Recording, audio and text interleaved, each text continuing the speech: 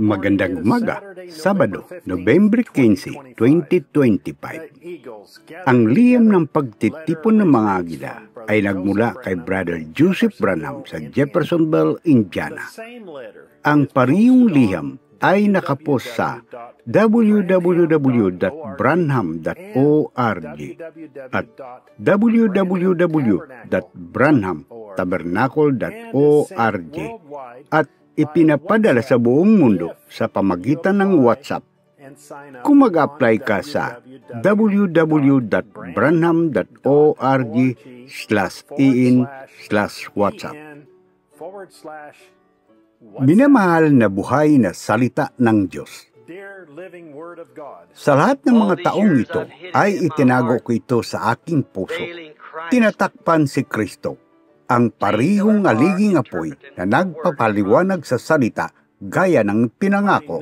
Alam kong ito ay magiging padalos-dalos sa maraming tao, ngunit kung nagtitiis ka lamang sa mensahirong anghel ng Diyos sa loob ng ilang minuto at hihingi sa Diyos ng higit pang pahayag, naniniwala ko na siya sa tulong ng Diyos at sa kanyang salita at ayon sa kanyang salita ay dadalhin siya rito sa harap mo. Diyos na nagbubunyag at nagpapakita ng kanyang sarili at nagpapaliwanag at nagbubunyag ng kanyang salita. Kay laking muling pagkabuhay ang nagaganap nitong nakaraang buwang sa loob ng nobya ni Hesus Kristo. Ang Diyos na nagbubunyag ng kanyang sarili na hindi pa nagagawa noon, nakikipag-usap sa kanyang sinta, nakikipagtalik sa kanya, pinapanatag siya. Tayo ay isa sa Kanya. Walang pag-aalinlangan, walang kawalan ng katiyakan, walang pag-aalinlangan kahit anino ng pagdududa. Ipinahayag sa atin ng Diyos. Ang tinig ng Diyos na nagsasalita sa mga tape ay ang ibinigay na perpektong daan ng Diyos para sa Kanyang nobya ngayon. Naglaan siya ng ganitong paraan upang hindi na natin ito kailangan salain, linawin, ipaliwanag o pakailaman sa anumang paraan. Makinig lamang sa lisay na tinig ng Diyos na nagsasalita ng labi sa tainga sa bawat isa sa atin. Alam niyang darating ang araw na ito. Alam niyang ang kanyang nobya ay makakain lamang ng nakatagong mana, ang kanyang pagkain ng tupa. Hindi natin gugustuhin makarinig ng anumang maliban sa tinig ng Diyos mula sa Diyos mismo. Nalagpasan na natin ang tabing na iyon patungo sa kaluwalhatiang Shekina. Hindi ito makikita ng mundo. Maring hindi tama ang pagbigkas ng ating propeta sa kanyang mga salita. Maring hindi siya manamit ng tama. Maring hindi siya manamit ng klero. Ngunit sa likod ng balat ng tao, naroon ang kaluwalhatiang Shekina. Naroon ang kapangyarihan. Naroon ang salita. Naroon ang tinapay na handog, naroon ang kaluwalhating Shekina na siyang liwanag na nagpapahinog sa nobya. At hanggang sa makapasok ka sa likod ng balat ng badyar na iyon, hanggang sa makalabas ka sa iyong lumang balat, at sa iyong lumang mga kaisipan, sa iyong lumang mga krido, at makapasok sa presensya ng Diyos. Pagkatapos ang salita ay magiging isang buhay na realidad para sa iyo. Pagkatapos ay magising ka sa kaluwalhating Shekina. Pagkatapos ang Biblia ay magiging isang bagong aklat. Pagkatapos si Hesus Kristo ay siya pa rin kahapon, ngayon at magpakailanman. Nabubuhay ka sa kanyang presensya.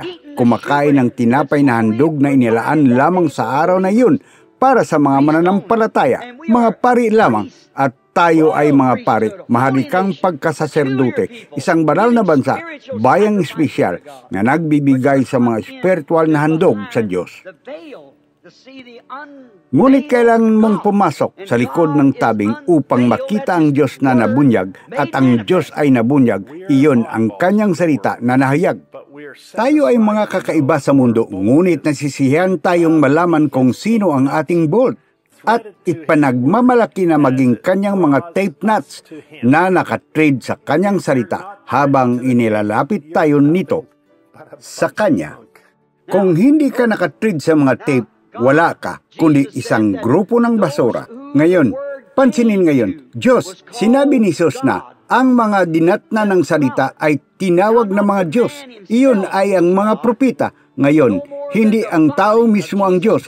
Kung paano ang katawan ni Jesus Kristo ay Diyos, siya ay isang tao at ang Diyos ay natatakpan sa likuran niya.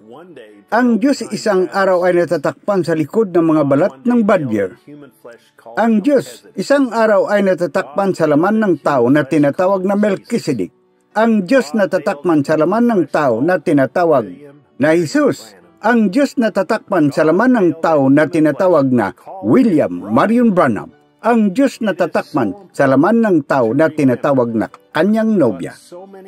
Napakahalagang tandaan, ngunit napakaraming nabibigo at naghahanap ng iba pa. Ang huling bagay na nakita ni Abraham, ang huling bagay na naganap bago bumagsak ang apoy at hinatulan ang mundo ng mga hintil bago dumating ang pinakong anak sa eksena. Ang huling bagay na makikita ng Kristiyanong simbahan hanggang sa pagpakita ni Jesus Kristo ay si Melchizedek, ang Diyos na nahayag sa laman, na inahayag ang kanyang salita sa kanyang nobya. Wala nang iba pang darating, wala nang iba pang ipinangako sa kanyang salita. Walang tao ni grupo ng mga tao ang darating upang gawing perpekto ang nobya. Hindi, gusto nilang pumunta rito sa simbahan para pagpapaperpekto. Kita mo na tayo ay nagkakaroon ng pakikisama sa isa't isa rito sa simbahan, ngunit ang pagkakasatuparan ay dumarating sa pamagitan natin at ng Diyos. Ang dugo ni Kristo ang siyang nagpapasakdal sa atin sa Espiritu Santo. Mensaheng ito, ang tinig na ito, ang pinagtibay na salita ng Diyos ay nagpapaperpekto sa nobya ni Jesus Kristo. Inanyayahan ko ang bawat isa sa inyo na sumama sa amin at makinig sa tinig ng Diyos habang pinapaperpekto nito ang kanyang nobya ngayong linggo ng alas 12 ng tanghali, oras sa Jeffersonville, habang narinig natin ang 64-0617, ang nakilalang Kristo sa lahat ng kapanahunan, kapatid na Joseph Branham.